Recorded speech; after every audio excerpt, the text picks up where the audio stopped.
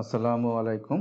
Banking knowledge বিডির পক্ষ থেকে সকলকে শুভেচ্ছা ও স্বাগতম এবং আশা করি এই প্যান্ডামিক সিচুয়েশনে সবাই ভালো আছেন এবং দোয়া করি আবহাওয়া যেন সবাইকে সুস্থ রাখেন সেই কামনায় আজকে শুরু করছি। আমি আজকে আপনাদের জন্য নতুন একটি ভিডিও টিউটোরিয়াল নিয়ে এসেছি। আজকে আমার টপিক হচ্ছে ফিনান্সিয়াল রেশিও অ্যানালাইসিস অফ আইসিআরআর।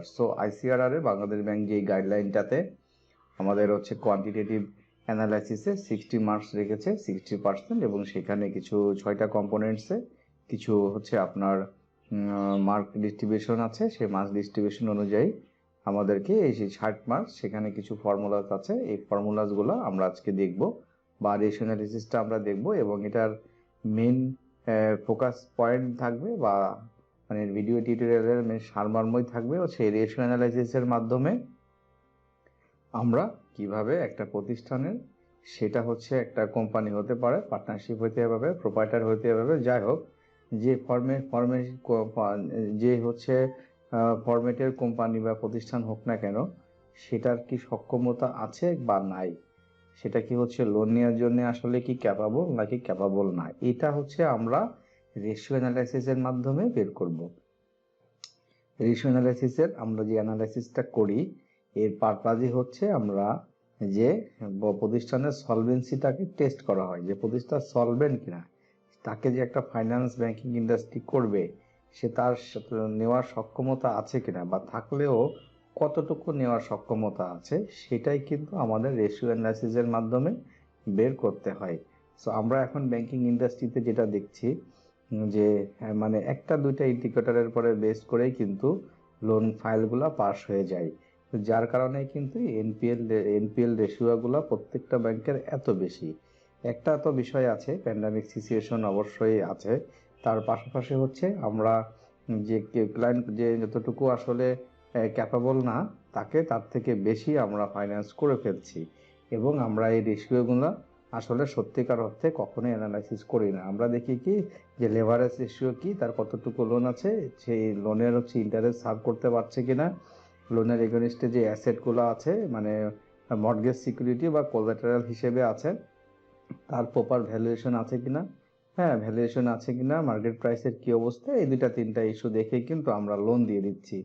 কিন্তু ব্যাকএন্ডে আসলে অনেক অ্যানালাইসিসের বিষয় আছে, অনেক বোঝার বিষয় আছে এই আইসিআরআরটা, এবং হচ্ছে তার অ্যানালাইসিসগুলো যদি সঠিকভাবে পুঙ্খানুপুঙ্খভাবে আমরা বুঝে যদি আমরা ফাইন্যান্স করি, তাহলে কিন্তু আমরা মানে ব্যাংকিং ইন্ডাস্ট্রিকে আমরা হয়তো বা এনপিএলটা কমানো সম্ভব হবে, আর এনপিএল কমানো গেলে আমাদের হচ্ছে অপারেটিং প্রফিটটাও বেশি আসবে। আর আমরা জানি যে অপারেটিং প্রফিট ব্যাংকিং ইন্ডাস্ট্রিতে যেই প্রফিটটা হয় তার 40% কর্পোরেট ট্যাক্স। তো আমরা গভর্নমেন্টকেও সেখান থেকে হচ্ছে একটা রেভিনিউ, প্রচুর রেভিনিউ গভর্নমেন্ট পেতে পারে, এবং ওভারঅল ইকোনমি ভালো থাকবে। আমরা এই ব্যাংকিং ইন্ডাস্ট্রিতে হচ্ছে একটা ফিনান্সিয়াল সেক্টর। এই ফিনান্সিয়াল সেক্টরের উপরে কিন্তু একটা দেশের অর্থনীতি অনেকাংশে নির্ভরশীল। ব্যাংক বাঁচাইলে আমাদের ইকোনমিও বাঁচবে, এটা ধরে নেওয়া হয়। তো চলুন শুরু করা যাক। প্রথমেই আমি আপনাদের কিন্তু ব্যাকের বিষয়টা শেয়ার করি। এটা হচ্ছে আইসিআরআর এ এই কোয়ান্টিটেটিভে 60 মার্কস বা ওয়েট দেওয়া আছে। সেখানে হচ্ছে 6টা components: leverage, liquidity, profitability, coverage এবং অপারেশনাল এফিসিয়েন্সি, অ্যান্ড ফাইনালি হচ্ছে আর্নিং কোয়ালিটি। এইটা 6টা কম্পোনেন্টের ভিতরে বেশ কিছু আমাদের ফর্মুলাজ আছে বা রেশিও অ্যানালাইসিস আছে। এইগুলোর মাধ্যমে কিভাবে একটা প্রতিষ্ঠানের সলভেন্সিটাকে টেস্ট করা যায়, সেটা হচ্ছে মোদ্দা কথা। ঠিক আছে, এটা আমার স্ক্রিনে থাকবে, আর আমরা দেন শুরু করি। Financial ratio analysis of ICRR. প্রথমে আসি আমরা লেভারেজ রেশিও। লেভারেজে আমাদের 10 মার্কস, তার ভিতরে দুইটা কম্পোনেন্টস, একটা হচ্ছে debt to tangible net worth আর হচ্ছে ডেট টু টোটাল অ্যাসেট। এখন ইস্যু হচ্ছে এই ফর্মুলাসগুলো তো বাংলাদেশ ব্যাংক আমাদেরকে দিয়ে দিয়েছে, তাই না, যে ডেট টু ট্যানজিবল নেটওয়ার্থ হচ্ছে কি আমার দেনার সাথে তার ট্যানজিবল নেটওয়ার্থ, ট্যানজিবল অ্যাসেট। ঠিক আছে, নেটওয়ার্থ মধ্যে আমরা কি বুঝি, নেটওয়ার্থটা হচ্ছে আপনার টোটাল অ্যাসেট থেকে টোটাল লাইবিলিটি বাদ দিলে হয় নেটওয়ার্থ, আর এখানে হচ্ছে অনলি ট্যানজিবল, যেটা দৃশ্যমান। ঠিক আছে, দৃশ্যমান নেটওয়ার্থ।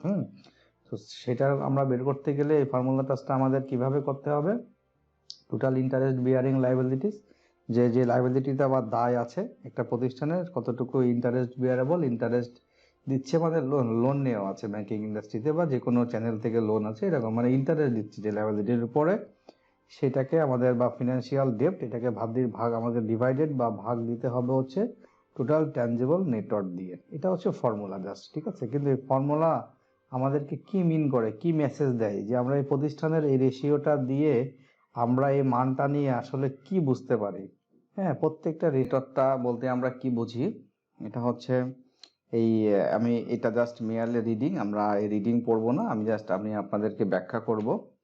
সেটা হচ্ছে যে এই ইনট্যানজিবল অ্যাসেটটা আমাদের যেগুলো আছে সেটা যদি আমরা জানি, আমরা ট্যানজিবল টোটাল অ্যাসেট থেকে ইনট্যানজিবলটা বাদ দিলে আমাদের ট্যানজিবল অ্যাসেট চলে আসবে, তাই না? সো দেখেন ইনট্যানজিবল গুলা কি আছে, কপিরাইট, প্যাটেন্টস অ্যান্ড ইন্টেলেকচুয়াল প্রপার্টি, এই ধরনের বিষয়গুলো হচ্ছে ইনট্যানজিবল, মানে দেখা যায় না যে অ্যাসেট গুলা, ঠিক আছে। এগুলো দেখা যায় না মানে ফিজিক্যালি না, দৃশ্যমান না, ঠিক আছে। আর ট্যানজিবল অ্যাসেট হচ্ছে net worth for a companies essentially total value, কোন ফিজিক্যাল অ্যাসেট। সো এই ফিজিক্যাল অ্যাসেট বা দৃশ্যমান অ্যাসেট গুলোর যোগফলই কিন্তু হচ্ছে আপনার ট্যানজিবল নেটওয়ার্থ। কি কি আছে দৃশ্যমান গুলা? ক্যাশ আছে, ট্যানজিবল নেটওয়ার্থ গুলো ক্যাশ আছে, অ্যাকাউন্ট রিসিভেবল আছে, ইনভেন্টরি অথবা ফিনিশড গুডস যেভাবে বলি, ইকুইপমেন্ট মেশিনারি থাকতে পারে, বিল্ডিং, রিয়েল এস্টেট এবং ইনভেস্টমেন্ট। এই ফিগারগুলা ব্যালেন্স শিট অথবা হচ্ছে আপনার তিনটা বিষয়, একটা হচ্ছে প্রোপ্রাইটারি অ্যাকাউন্ট, হ্যাঁ, মানে আপনার ট্রেডিং অ্যাকাউন্ট, আর দুই হচ্ছে প্রফিট অ্যান্ড লস, তিন হচ্ছে হলো আপনার ব্যালেন্স শিট। সো এই তিনটা একটা কোম্পানির বা প্রোপ্রাইটারের, আমরা এই তিনটা পোর্শনে হচ্ছে ব্যালেন্স শিট রেডি করি, সেই মানে এই তিনটা থেকে আমরা ফিগারগুলো পাবো, ঠিক আছে। সো কেমন, আমি জাস্ট একটু আপনাদেরকে দেখাই।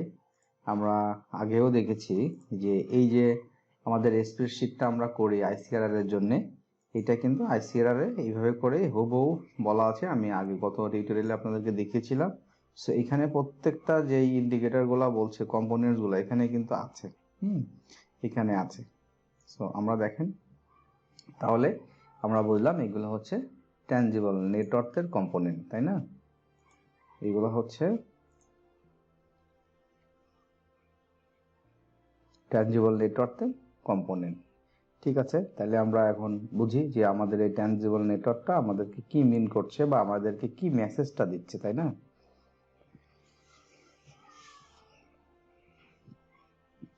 আচ্ছা, একজন ব্যক্তি বা একজন প্রোপাইটারের ক্ষেত্রে আমরা কিভাবে করে এই ট্যানজিবল নেটওয়ার্কটা ক্যালকুলেট করতে পারি সেটা দেখেন। তার হচ্ছে ট্যানজিবলগুলো কি থাকতে পারে, হোম ইকুইটি থাকতে পারে, real estate holdings, bank and investment accounts থাকতে পারে, এবং major personal assets, automobile, jewellery, হ্যাঁ।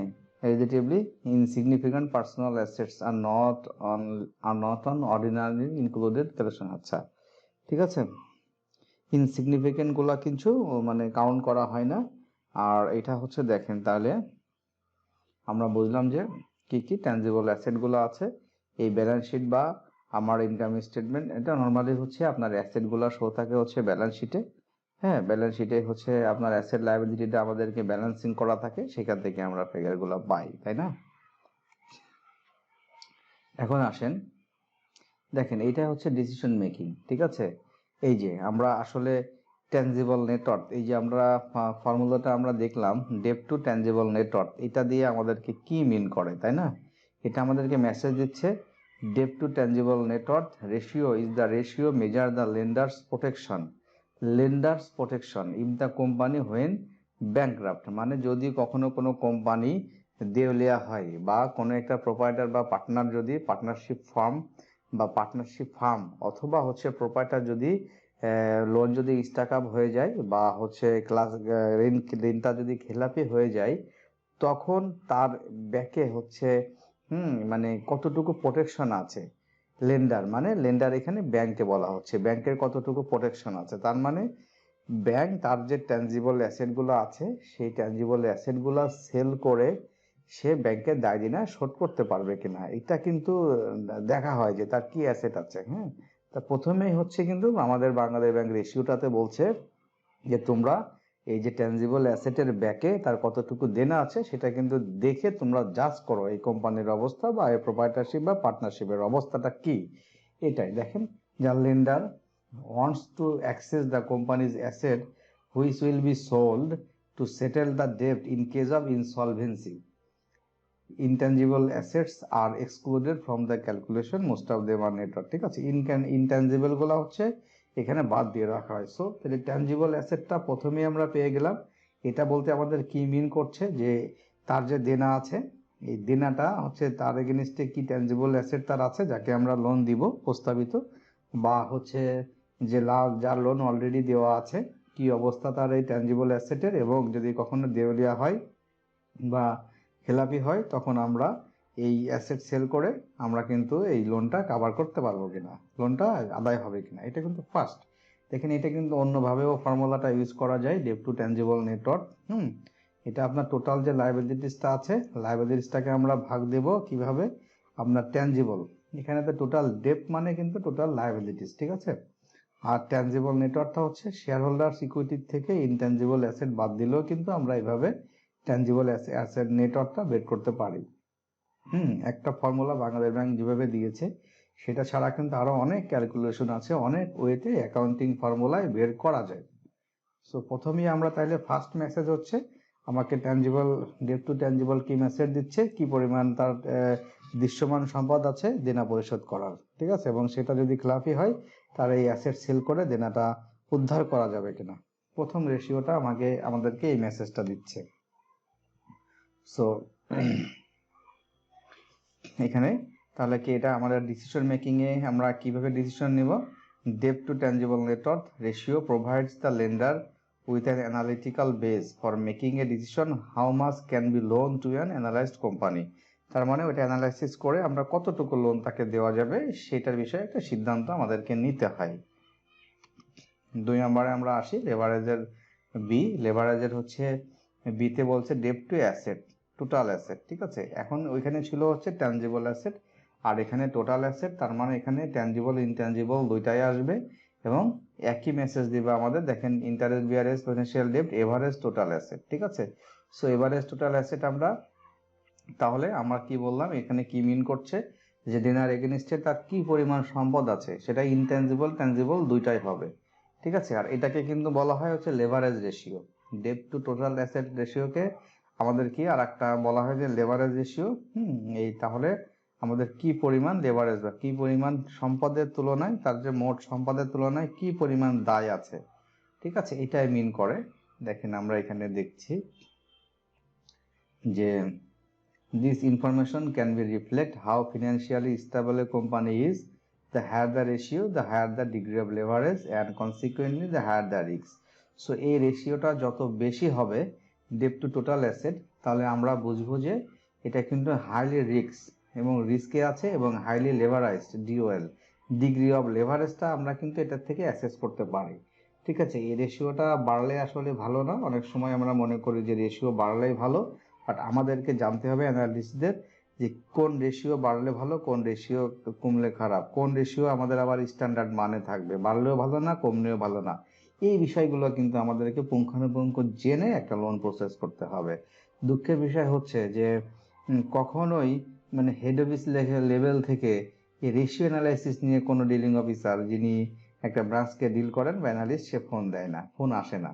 হ্যাঁ, এটা হচ্ছে কি বোঝার ব্যর্থতা নাকি আসলে অ্যানালিস্টরা এইভাবে করে অ্যানালাইজ এখন করে না বা কি, এই কারণেই কিন্তু আমি মূলত এই ভিডিওটা করেছি যে আমাদের এই ব্যাংকিং ইন্ডাস্ট্রির এনপিএল বাঁচাইতে গেলে আমাদের এই ব্যাকএন্ডে আমাদেরকে এই রেশিও অ্যানালাইসিস আমাদেরকে কি মেসেজ দিচ্ছে, কিভাবে একটা প্রতিষ্ঠানের সক্ষমতা আমরা যাচাই করবো, এটা আমাদেরকে বুঝতেই হবে।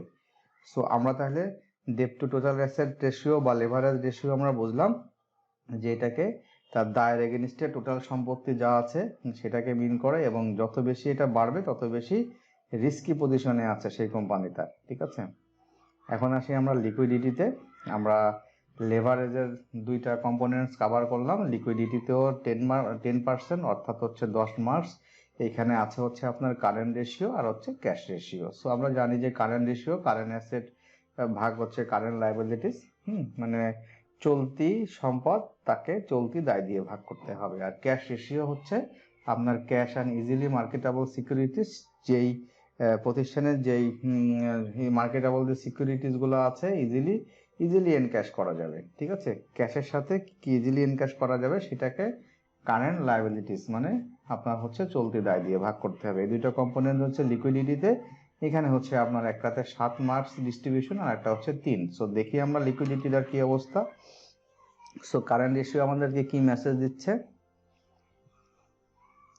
কারেন্ট রেশিও হচ্ছে লিকুইডিটি রেশিও। ঠিক আছে, কোম্পানির অ্যাবিলিটি এটা হচ্ছে যে আপনার শর্ট টার্ম অব্লিগেশন, মানে কোম্পানি যদি শর্ট পিরিয়ডে যদি কোনো রকমের হচ্ছে ফিনান্সিয়াল ক্রাইসিসে পড়ে, তাহলে সেটা সেখান থেকে কিভাবে উদ্ধার হবে সেটা হচ্ছে আমাদের এই কারেন্ট রেশিও দিয়ে আমরা জাজ করতে পারি। এইখানে দেখেন, আমরা দেখি current ratio is A liquidity ratio that measures A companies ability to pay short term obligations or those due within a year, মানে এক বছরের মধ্যে যে শর্ট টার্ম অব্লিগেশন গুলো আছে সেটার প্রদান করতে পারে কিনা, সেই সক্ষমতাটা আছে কিনা, সেটাই কিন্তু আপনার কারেন্ট রেশিও মিন করে। It tells investor and analyst how a company can maximise the current asset on its balance sheet to satisfy the current debt and other payables. ঠিক আছে, সো তাহলে বর্তমান যে দায় আছে এবং তার যে আদার্স পেয়েবলগুলো আছে প্রদেয়, সেইগুলাকে তারা এক বছরের ভিতরে শোধ করতে পারবে কিনা, এটাই কিন্তু কারেন্ট রেশিওর মুদ্রা কথা। এবং এটাকে লিকুইডিটি রেশিও এবং এর আরেকটা নাম আছে, এটাকে কিন্তু আমরা ওয়ার্কিং ক্যাপিটাল রেশিও বলি। The current ratio is sometimes called the working capital ratio. ঠিক আছে, কারেন্ট রেশিওর হচ্ছে কম্পোনেন্টসগুলো কি থাকে, হচ্ছে কারেন্ট অ্যাসেট এবং আপনার কারেন্ট লায়াবিলিটিস বুঝতে হবে। সো কারেন্ট অ্যাসেটের ভিতরে দেখেন কি কি থাকে, আমাদের ক্যাশ অ্যান্ড ক্যাশ ইকুইভ্যালেন্টসগুলো থাকবে, মার্কেটেবল সিকিউরিটিসগুলো থাকবে, অ্যাকাউন্ট রিসিভেবল, প্রিপেড এক্সপেন্স, অগ্রিম ব্যয়, ইনভেন্টরি। এই ফিগারগুলাই হচ্ছে যোগ করলে আপনার কারেন্ট অ্যাসেট বেসিক্যালি হয়। ঠিক আছে, আর এই দেখেন হচ্ছে আর যেগুলো হচ্ছে আপনার এই ট্যানজিবল এগুলা। আর কারেন্ট লায়াবিলিটিস গুলো হচ্ছে আপনার শর্ট টার্ম লায়াবিলিটিস, মানে এক বছরের ভিতরে আপনার যে দেনাগুলো থাকবে একটা কোম্পানি বা একটা প্রতিষ্ঠানের বা একটা প্রোপ্রাইটারশিপ বা পার্টনারশিপ ফার্মের, সেইগুলাই শর্ট টার্ম ডেট। হ্যাঁ, current option of long term debt, এটা হচ্ছে শর্ট টার্ম ডেট থাকবে আর অ্যাকাউন্ট পেয়েবল থাকবে, এই দুটাই হচ্ছে আপনার কারেন্ট লায়াবিলিটিস। ঠিক আছে, এখন দেখেন আমরা এই কারেন্ট লায়াবিলিটিস বা কারেন্ট অ্যাসেটটাকে আমরা একটু যদি ধরি, এই যে এটা স্ট্যান্ডার্ড মানগুলো এখন অত ওইভাবে করে আসলে ফাংশন করে না, তারপরে এটা কিন্তু একটা বেজ, এটাকে একটা বেজ আপনি মাথায় রাখলে এর থেকে আপনি অ্যাডভান্স থিঙ্কিং করতে পারবেন। সো লেস দ্যান অন যদি হয় এখানে এখানে যে রেশিওটা আসবে আপনার, যদি লেস দ্যান অন হয় কারেন্ট মিনিং হচ্ছে ফিওর current asset then current liabilities, দেন কি হয় ক্যাশ প্রবলেম। যদি একের নিচে হয় রেশিওটা, আমরা জানি এটা হচ্ছে আপনার 2:1 হচ্ছে একটা স্ট্যান্ডার্ড। আমরা হয়তো বা যারা বিজনেস ব্যাকগ্রাউন্ড আছি আমরা আপনার হয় ইন্টারমিডিয়েট লেভেলে, এসএসসি লেভেলে আমরা এগুলা পড়ে এসেছি। এখানে একটা স্ট্যান্ডার্ড মার্ক তখন এই অ্যাকাউন্টিং বইগুলোতে ছিল। সো সেটা হচ্ছে বেসিক, আর এখন এটার কনসেপ্টটা থেকে বেরিয়ে এসে অনেক অ্যাডভান্স কনসেপ্ট চলে এসেছে। তো তারপরে এটা হলো বেসিক, যে আমরা যদি current asset then current liabilities থেকে একের নিচে হয় দেন আমরা ক্যাশ প্রবলেম ধরে নেওয়া হবে। ঠিক আছে, যে এটা হবে considered as a financial risk by creditors since it would signal that the company might not be able to easily pay down their short term obligation. So যদি একের নিচে হয় এটাকে ধরে নেওয়া হবে যে উইদিন 1 ইয়ারে যদি কোম্পানিটা কোনো রকমের প্রবলেমে পড়ে সে কিন্তু তার দেনা পরিশোধ করতে পারবে না। ঠিক আছে, মোর দ্যান 1 যদি একের থেকে বেশি হয়, হ্যাঁ, current asset then current liabilities, তাহলে কি বোঝায়, company is liquid and as a result could liquidate their current asset more easily to pay down their short term liabilities. So একের থেকে বেশি হলে আমরা ধরে নিব যে কোম্পানির হচ্ছে সক্ষমতা আছে এবং উইদিন এ ইয়ারে বা পিরিয়ড এক বছরে এই মানে যদি কোনো প্রবলেমে ফেস করে বা পড়ে ক্রাইসিসে, তখন তারা এই তাদের অব্লিগেশন বা লায়াবিলিটি শোধ করতে পারবে। এখানে 1.5 থেকে 2.5 যদি হয় তাহলে কি বোঝায়, প্রিফারেবল অ্যান্ড ডিজায়ারেবল ভ্যালু, মানে এটা হচ্ছে প্রিফারেবল। 1.5 থেকে 2.5 এর ভিতরে হলে স্ট্যান্ডার্ড ধরে নেওয়া হচ্ছে এখানে, হ্যাঁ, এখানে বলছে বিজনেসটা স্মুথলি চলছে, এইটা বোঝায়। এবং ম্যানেজমেন্ট ইফিশিয়েন্ট ওয়ার্কিং ক্যাপিটালটা ম্যানেজ করছে খুব ইফিশিয়েন্টলি, এটা বোঝায়। আর যদি 2.5 এর থেকে বেশি হয় তাহলে কি বোঝাচ্ছে, current asset too high relative to current liabilities, মানে কারেন্ট অ্যাসেটটা অনেক বেশি, তাহলে not efficient management of working capital. So working ক্যাপিটালটা কিন্তু সঠিকভাবে ম্যানেজ হচ্ছে না। Too much working capital involve in business, মানে বিজনেসে কিন্তু অনেক বেশি ওয়ার্কিং ক্যাপিটাল ইউজ হচ্ছে, এটা বোঝায়। তাহলে আমরা দেখলাম এখন যে আসলে খুব বেশি ভালো হইলেই কিন্তু ভালো না, এটা স্ট্যান্ডার্ড মান থাকবে বিষয়ে, ঠিক আছে। সো কারেন্ট অ্যাসেট আর কারেন্ট লায়াবিলিটিস এইভাবে করে আমরা আমাদেরকে রেশিওটা মাথায় নিতে হবে, যে রেজাল্টটা, সেই রেজাল্টটা নিয়ে আমাদেরকে অবশ্যই কিন্তু মাথায় নিয়ে আসতে হবে যে এইভাবে হলে কোম্পানির সিচুয়েশনটা কিন্তু এইভাবে বোঝায়। সো সেই বেস করে ডিসিশন নিতে হবে। আর ক্যাশ রেশিও, দেখেন ক্যাশ রেশিও হচ্ছে আমরা কি বোঝাই, যে কোম্পানির যে ক্যাশ এবং ক্যাশ ইকুইভ্যালেন্ট আছে, হ্যাঁ, সেটা হচ্ছে আমরা কারেন্ট লায়াবিলিটিস, দেখেন আমরা cash and easily marketable securities by current liabilities. So বর্তমান দিনের এগেনিস্টে ক্যাশ এবং ইজিলি মার্কেটেবল সিকিউরিটিজের কি অবস্থা সেটাই বোঝায় কিন্তু, হ্যাঁ। এই যে এটা বোঝায় information is use to creditor when they decide how much money, হ্যাঁ, they would be willing to loan a company.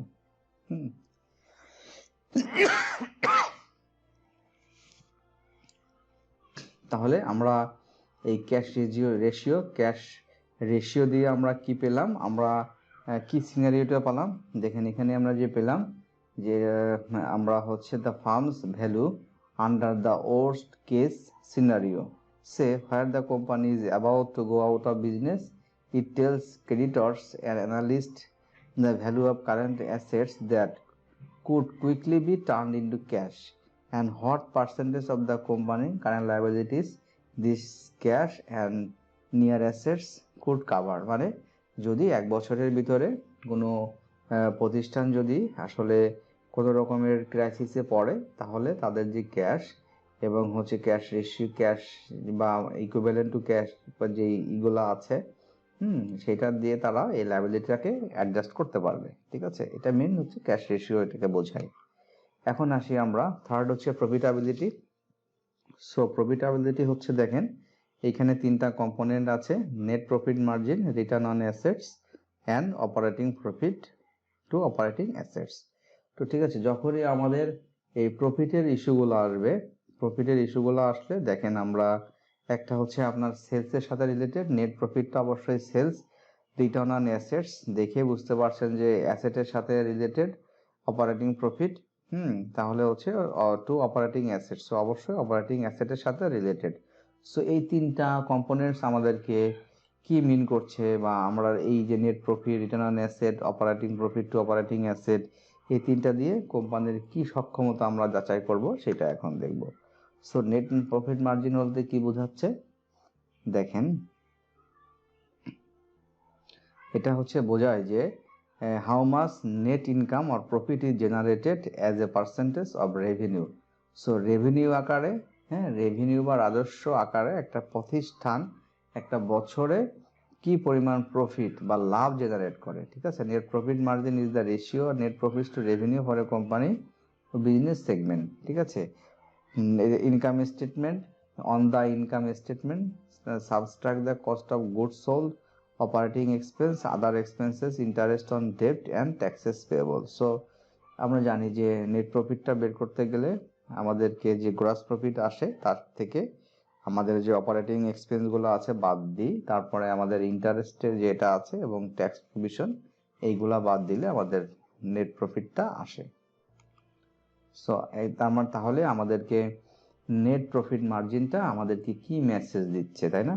এক হচ্ছে total revenue, total outgoing cash flow, যে ক্যাশ ফ্লোটা আসলে কি অবস্থায় আছে, এডিশনাল ইনকাম স্ট্রিমস, যে এডিশনাল ইনকাম আছে কিনা, cost of goods sold and other operational expenses, আর হচ্ছে আপনার debt payment including interest paid, investment income from secondary operation, on time payment, এইগুলা হচ্ছে মূলত নেট প্রফিট মার্জিন ফ্যাক্টর, ঠিক আছে। এই মার্জিন ফ্যাক্টরের এই বিজনেসের অ্যাক্টিভিটিসে এইগুলা থাকে।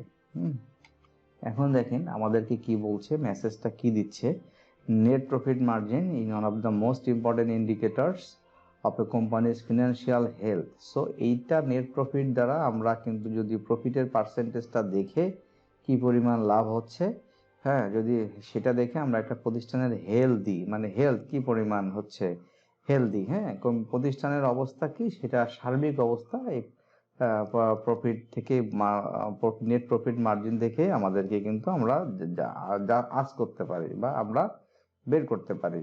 By tracking tracking increases and decreases in net profit margin, a company can assess whether current practices are working and forecast profits based on revenues, because companies express net profit margin as a percentage rather than a dollar। আচ্ছা গেল।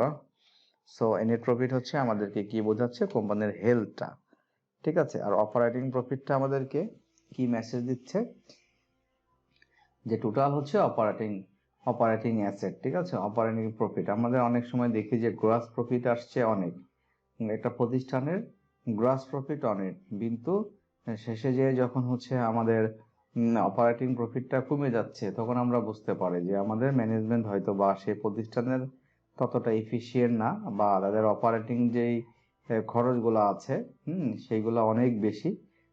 তার এগেনস্টে আবার এই যে আপনার provisioning যে বিষয়টা আছে, যদি ব্যাংকের কথা আমরা চিন্তা করি তাহলে দেখতে হবে যে অবশ্যই তাহলে তার পোর্টফোলিও, ওদের পোর্টফোলিও অনেক খারাপ হওয়ার কারণেই বেশি আপনার প্রভিশন রাখা লাগছে। সো আমরা জানি যে গ্রস প্রফিটের থেকে অপারেটিং এক্সপেন্স বাদ দেওয়ার পরে, আমার ট্যাক্সেসটা ফিগার বাদ দেওয়ার পরে আমরা প্রভিশনটা বাদ দিলে নেট প্রফিট পাই। সো নেট প্রফিট যত কমবে প্রতিষ্ঠানের অবস্থা কিন্তু হেলদি, বোঝা যাবে যে হেলদি না, ঠিক আছে, এটাই কিন্তু মিন করে। সো অপারেটিং ইনকাম দেখেন এখানে বলছে যে companies revenue will eventually become profits. Operating income is similar to companies earning before interest and taxes, EBIT. তার থেকে আপনার হচ্ছে এই যে আমি যেটা বললাম এই দুইটা ফ্যাক্টর বাদ দেওয়া হয়। সো এটা দিয়ে আমরা কি অ্যানালাইজ করতে পারি, আমরা কি আসলে এটা কোম্পানির analysing operating income is helpful two investor because it doesn't include taxes and other non items might net profit. A company is generating amount of profit is seen favorable because it means the company's management is generating more revenue while controlling expenses, production cost and overhead. So যখনই হচ্ছে আমাদের operating income যখন খুব ভালো হবে, তখন আমরা বুঝতে পারবো যে ম্যানেজমেন্ট অনেক সাউন্ড এবং ভালো, কারণ তারা রেভিনিউ আর্ন করছে, তাদের এক্সপেন্স তারা কন্ট্রোল করতে পারছে, প্রোডাকশন কোয়ালিটি বা সার্ভিস কোয়ালিটি ভালো, এবং ওভারহেড এই কস্টিংগুলো তারা কন্ট্রোল করে তারা প্রফিট করছে। এখন আসি এভারেজ অপারেটিং। আমরা তাহলে এভারেজ অপারেটিং অ্যাসেটগুলো দেখি, যে এভারেজ অপারেটিং অ্যাসেটটা কি মিন করে একটা কোম্পানির জন্য। এই রেশিওগুলো যদি ভালো হয় তাহলে মিন করে যে কোম্পানি তার অ্যাসেটগুলো খুব ভালোভাবে ইউজ করছে। A high ratio indicates that company management is making good use of its assets. The average operating assets figure can also be compared to compared to annual sales on a trend line. This information reveals whether a business is becoming more or less efficient in its use of assets to generate sales, ঠিক আছে। So average operating asset থেকে আমরা বুঝতে পারছি যে ম্যানেজমেন্টটা আসলে efficient কিনা, কোনো প্রতিষ্ঠানের ম্যানেজমেন্টটা এফিশিয়েন্ট কিনা, এবং তার হচ্ছে সেল জেনারেট করতে পারছে কিনা অ্যাসেটটাকে ইউজ করে, ঠিক আছে। এটা কিন্তু এভারেজ অপারেটিং অ্যাসেট থেকে আমরা এটা পাই, ঠিক আছে। সো আমরা দেখেন এটার ক্যালকুলেশনটা আমরা কিভাবে করি। আমরা নর্মালি হচ্ছে আমরা এভারেজ অপারেটিং অ্যাসেটস আর হচ্ছে cash, prepaid expense, account receivable, inventory and fixed assets, হ্যাঁ, এই ফিগারগুলো দেখেন। To find the average follow the these steps. তাহলে এভারেজ যখন আমরা করবো, আমরা তো জানি এভারেজ মানে হচ্ছে গড়, তাহলে গড় হইতে পারে প্রিভিয়াস 2 ইয়ার্সের। হ্যাঁ, আমরা ফিগারটা যোগ করে 2 দিয়ে ভাগ করলাম, আমাদের একটা ফিগার দিল, বা 3 বছরের ফিগার। এইভাবে করে একটা কম্প্যারিজন করা হয়। Aggregate the balance in this accounts for the end of the preceding year, মানে তার পূর্ববর্তী বছরের হচ্ছে শেষের যে ব্যালেন্সটা ফিগার, আর হচ্ছে কারেন্ট ইয়ারের হচ্ছে এন্ডের যে ফিগারটা, ঠিক আছে। 2 বছরে যদি আমরা কম্পেয়ার করি, সেই দুইটা কে যোগ করে 2 দিয়ে ভাগ করলেই আমাদের কিন্তু এভারেজটা বের হয়ে যায়, এবং সেইটা আমাদেরকে কি মেসেজ দেয়? আমরা কিন্তু আগেই বললাম যে তার অ্যাসেটটাকে কিভাবে করে ইউজ করে সেলফ জেনারেট করছে। এটা দিয়ে কিন্তু এই মেসেজটা পাওয়া যায়। সো এখন আমরা আসি 4 নম্বরে, কাভারেজ রেশিও। আমার টিউটোরিয়ালটা একটু বড় হয়ে যাচ্ছে, বাট এটা যেহেতু একটু ক্রিটিক্যাল বিষয় এবং এই প্রত্যেকটাকে আমি ব্যাখ্যা করছি, সো অবশ্যই আমার সাথে থাকবেন এবং মনোযোগ দিয়ে দেখবেন। হোপফুলি আপনাদের খুবই ভালো হবে বিষয়টা। ক্যারিয়ারের জন্য আপনারা ভালো অ্যানালিস্ট হতে পারবেন এবং ব্যাংকিং ইন্ডাস্ট্রিকে একটা ভালো পর্যায়ে নিতে পারবেন। Interest coverage ratio, debt service coverage ratio, financial debt to operating cash flow and cash flow coverage ratio. ঠিক আছে, এখানে সূত্রগুলো তো দেওয়াই আছে। ইন্টারেস্ট কাভারেজ রেশিও, সো এটা হচ্ছে যে আমরা এটা দিয়ে কি বুঝছি আমরা? The interest coverage ratio is a debt and profitability ratio is determining how easily a company can pay interest on its outstanding debt. তার মানে ইন্টারেস্ট কাভারেজ রেশিও নামটা শুনে আমরা বুঝতে পারছি যে তার যে দেনা আছে কোম্পানির, এই দেনার যে দায় বা লোন আছে, তার যে ইন্টারেস্টটা, এই ইন্টারেস্টটা সঠিকভাবে প্রদান করতে পারছে কিনা। ঠিক আছে, এটা হচ্ছে এই কাভারেজ রেশিও দিয়ে মিন করে। দেখেন এটা আমাদের ইন্টারেস্ট কাভারেজ রেশিও, দেখেন এটার মানে কি পয়েন্টস গুলা কি? The interest coverage ratio is use to measure how well a company বা firm can pay the interest due on outstanding debt, also called the times interest earned ratio. The ratio is used by creditor and prospective lenders to assess the risk of lending capital to a firm. So তাহলে একটা loan দেওয়ার সময় interest coverage রেশিওটা দেখলে আমরা বুঝতে পারি সে তার দেনার এগেইনস্টে ইন্টারেস্টটা সার্ভ করতে পারছে কিনা, সার্ভ করতে পারছে না, এবং কতটুকু রিস্ক আছে, এখানে রিস্ক ইনভলভ আছে, সেটা কিন্তু এটা দিয়ে মেজার করা যায়। A higher coverage ratio is better, although the ideal ratio may vary by industry. বা মানে হায়ার হইলে ইন্টারেস্ট কাভারেজ রেশিও যখন হাই হবে তখন বোঝা যায় যে উনি আসলে ভালো প্রতিষ্ঠান না এবং সে দিতে পারছে, ইন্টারেস্টটা সার্ভ করতে পারছে। সো এখন আসেন আমরা যে ডেট সার্ভিস কাভারেজ রেশিও। ঠিক আছে, ডেট সার্ভিস কাভারেজ রেশিও বলতে কি বোঝায়? দেখেন এইখানে আমরা আসি, এইখানে আমরা এটা একটু মাথায় রাখি। এই প্রফিটেবিলিটি কাভারেজ প্রথম হচ্ছে আমরা এক হচ্ছে ইন্টারেস্ট কাভারেজ, আর 2 নাম্বার হচ্ছে আমাদের কিন্তু debt service coverage ratio. So এই ইন্টারেস্ট কাভারেজটা বলতে কি ভালো, মানে পার্সেন্টেজটা যখন ভালো হচ্ছে বোঝাচ্ছে যে এই প্রতিষ্ঠানের অবস্থা ভালো, তাই না?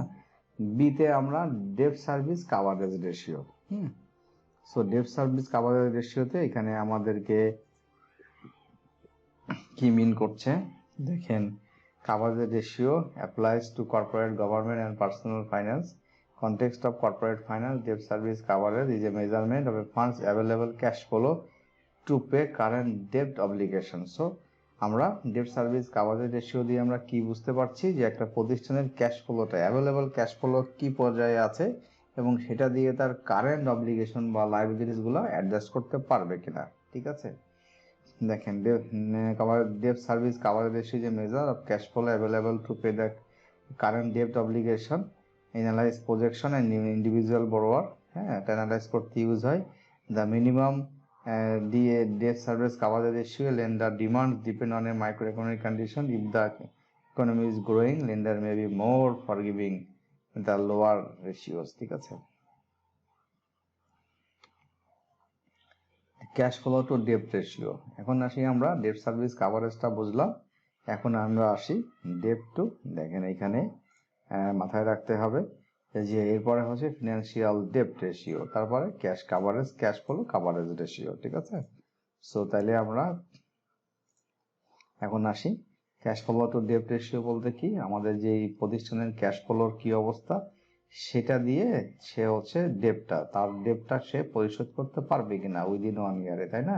কোম্পানির ক্যাশ ফ্লো ফ্রম অপারেশন থেকে যে ক্যাশটা ফ্লো হচ্ছে, সেটা হচ্ছে থেকে টোটাল ডেট, থেকে ডেট দিয়ে হচ্ছে ভাগ করতে হচ্ছে। The ratio is a type of coverage ratio, এটাও এক ধরনের interest coverage ratio and can be used to determine how long it would a company to repay its debts if it is devoted all of its cash flow to debt payment. ঠিক আছে, এটা বোঝাচ্ছে কিন্তু তার যদি total cash ফ্লোটাকে তার দায় দেনা শোধ করতে ইউজ করে, তাহলে মানে কত সময় লাগবে একটা কোম্পানির, সেটাই কিন্তু debt flow, cash flow to debt ratio mean করে।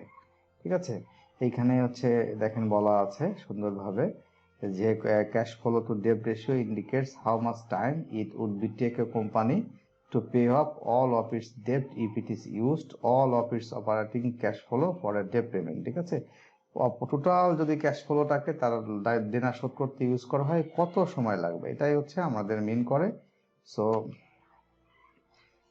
তাহলে আমাদেরকে debt flow, cash flow to debt ratio আমাদেরকে কি বোঝাচ্ছে, যে while it is unrealistic for a company to devote of all cash flow from operation to debt payment, cash flow ratio provides a snapshot of overall financial health। So একটা প্রতিষ্ঠানের হচ্ছে financial হেলথটাকে measure করতে আমাদেরকে সাহায্য করে। So এখন হচ্ছে cash flow coverage ratio. ঠিক আছে, cash flow coverage, cash flow তো ডেট না, কিন্তু এখন আসি আমরা ক্যাশ ফ্লো কাভারেজ। সো যেহেতু বাংলাদেশ ব্যাংক এখানে বলছে ক্যাশ ফ্লো কাভারেজ রেশিও, হ্যাঁ সূত্র কিন্তু ফর্মুলা তারা দিয়ে দিয়েছে, বাট আমি শুধু একটু মানে ব্যাক এন্ডে কি আমাদেরকে মানে মেসেজটা দেয় এবং কীভাবে এটা প্রতিষ্ঠানের সলভেন্সিটা টেস্ট করি আমরা, সেটাই আমি কিন্তু এখানে দেখাচ্ছি। আসলে তাহলে আমাদেরকে this measurement gives investor, creditors and other stakeholders to a broad overview of the company's operating efficiency. Companies with huge cash flow ratios are often called cash cows with seemingly endless amount of cash to do whether they like। তাহলে cash flow কাভারেজটা যদি বেশি হয় তাহলে আমরা বলবো যে প্রতিষ্ঠান হচ্ছে হেলদি। ঠিক আছে, অবশ্যই এটা মিন করে। আর স্লো যদি হয় ক্যাশ ফ্লো কাভারেজ, যদি পার্সেন্টেজ কম হয়, তাহলে হচ্ছে আমরা বলবো যে তার হচ্ছে কাভারেজ, সে ইন্টারেস্ট কিন্তু বা তার যে লায়াবিলিটি সে ক্যাশ ফ্লো দিয়ে অ্যাডজাস্ট করতে পারবে না।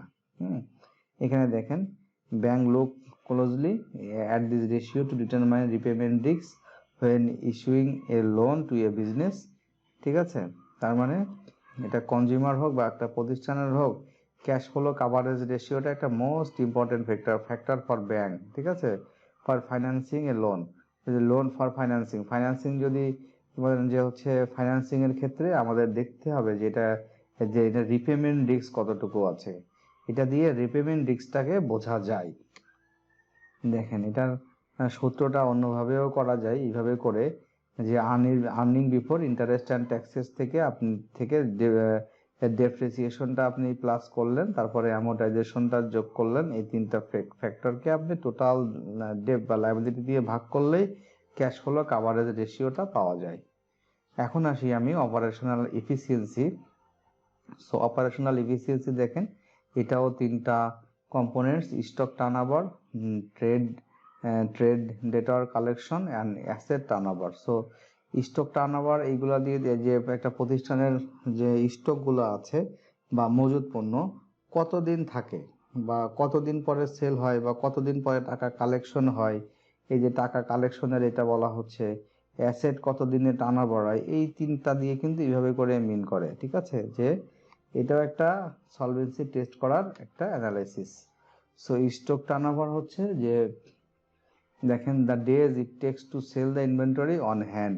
সো স্টক টার্নওভার হচ্ছে এটা দেখে আমরা মিন করি যে একটা প্রতিষ্ঠানের স্টক সেল করতে গেলে কতদিন সময় লাগে, সেটাই কিন্তু আমরা ইনভেন্টরি বা স্টক টার্নওভার থেকে পাই। আর এটা আমাদেরকে কি মেসেজ দেয়, how many times in a given period of a company is able to replace its inventories that has sold।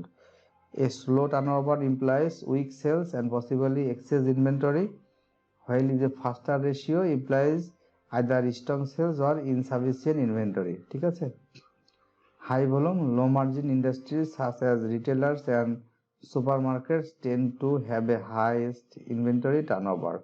So inventory turnover হচ্ছে স্লো হলে বোঝা হচ্ছে সেলস কম।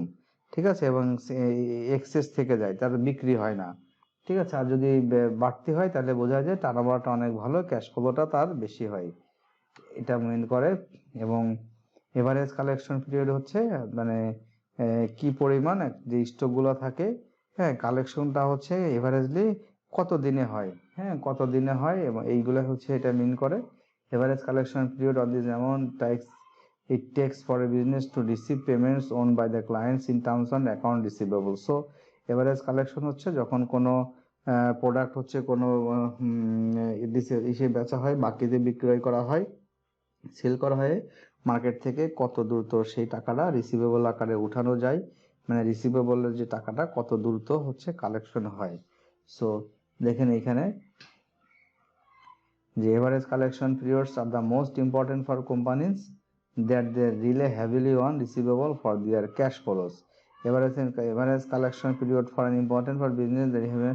আচ্ছা, তাহলে ক্যাশ ফ্লোর উপরে কিন্তু ডিপেন্ড করে এবং হেভিলি ডিপেন্ড, মানে কত দিনে হয়, যত দিন বেশি লাগবে তত ধরে নেওয়া হবে যে তারা মার্কেট থেকে রিসিভেবলটা উঠাইতে পারে না বা ডিলে হয়, ঠিক আছে, বা প্রোডাক্টের ডিমান্ড কম, এগুলা কিন্তু মিন করে।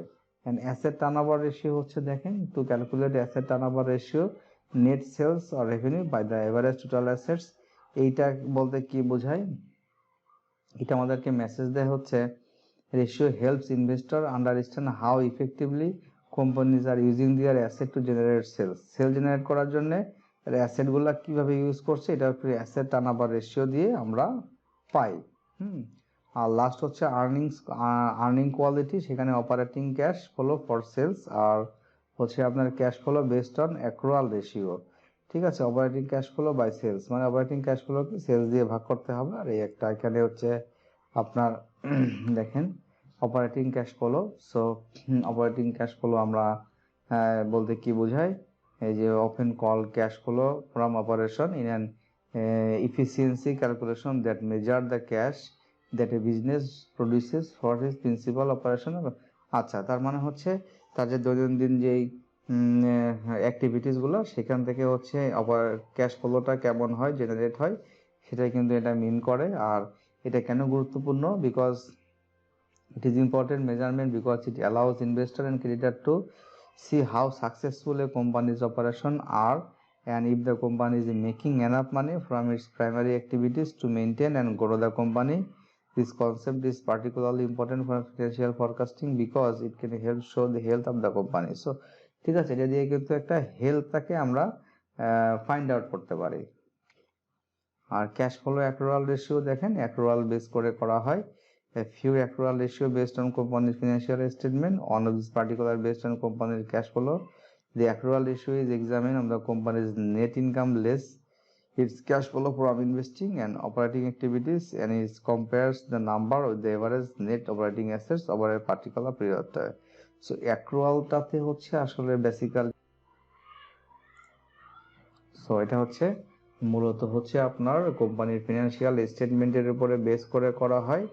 হ্যাঁ, আর একটা হচ্ছে আপনার কোম্পানির ক্যাশ ফ্লো স্টেটমেন্টের উপরে বেস করে করা হয়। তাহলে এটা কি বোঝাচ্ছে, অ্যাক্রুয়াল রেশিও কি এক্সামিন করে, দ্য কোম্পানিজ নেট ইনকাম থেকে লেস ইটস ক্যাশ ফ্লো। হ্যাঁ, নেট ইনকাম থেকে এর ক্যাশ ফ্লোটাকে বাদ দিতে হয় from investing and operating activities. ঠিক আছে, যে ইনভেস্টিং অ্যাক্টিভিটিস তারা ইনভেস্ট করছে এবং অপারেটিং অ্যাক্টিভিটিস, হ্যাঁ, সেখান থেকে হচ্ছে আপনার এখানে বলছে নেট ইনকামের থেকে ক্যাশ ফ্লো বাদ দিতে বলছে। And it compares this number with the average net operating assets over a পিরিয়ডটা, মানে নেট অপারেটিং। সো এই ছিল হচ্ছে আজকে আমার রেশিও অ্যানালাইসিসের হচ্ছে আপনার টিউটোরিয়ালটা।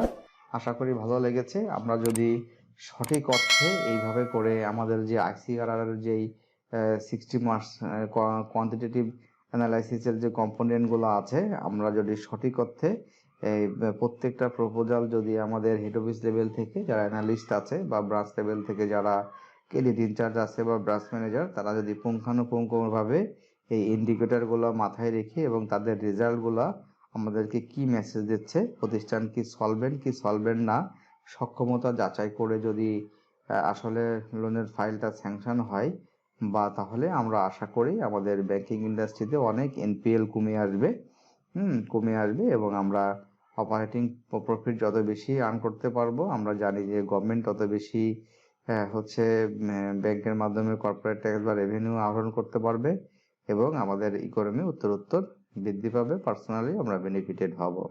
সো এই ছিল হচ্ছে আমার আজকে ভিডিও টিউটোরিয়াল। আর আমার যদি ভিডিওটি ভালো লেগে থাকে তাহলে আপনারা বেশি বেশি লাইক দিবেন, কমেন্টস করবেন আর শেয়ার করতে ভুলবেন না। আর অবশ্যই আমার চ্যানেলটিকে সাবস্ক্রাইব করে নোটিফিকেশন বেল আইকনটি বাজিয়ে রাখবেন পরবর্তী সব আপডেট পেতে। সো ভালো থাকবেন, খুদা হাফেজ।